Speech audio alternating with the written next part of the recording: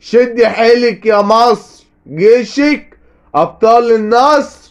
مش هقدر اوصف خيرك وجمال نهارك وليلك، وكلنا يا مصر بنغنيلك وبنحب ايامك ونيلك الجميل.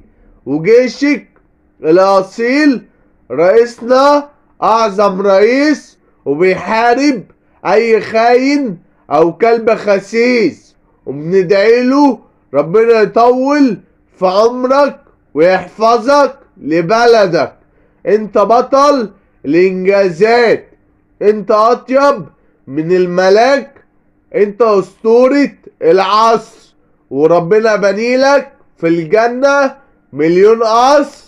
رئيسنا كله بيشهد ليه انه احسن من كل اللي قبليه، وكل الصفات الحلوة فيه رئيسنا اغلى منه مفيش، وفي اخلاقه وقيمه ما تلاقيش. رئيسنا افضل رئيس، وفي ذكائه وقوته برضو مفيش.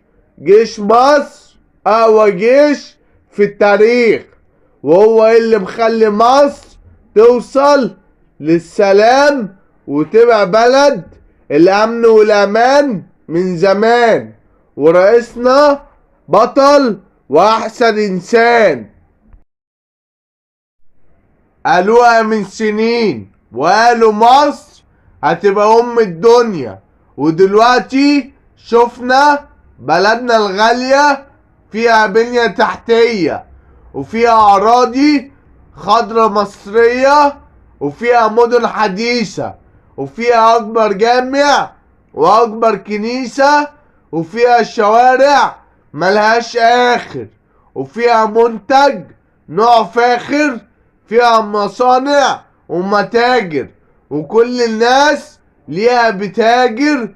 فيها آثار أجدادنا، وفيها أحسن تعليم لولادنا، وفيها فرق طبية، وفيها صحة 100 على 100، وفيها سفن معدية، وفيها قناة السويس، وفيها فرحة عروسة وعريس، وفيها ناس قلبهم نضيف، وفيها شمس الشموس، وفيها كل حاجة لو تعوز، وفيها شعب كبير 100 مليون انسان جميل، وفيها رحمة ربنا اللي بيها حافظ ارضنا، وفيها ابطال بيدافعوا عشانها، وان شاء الله كلهم هيدخلوا الجنة، ومصر مفيش زيها بلد تانية.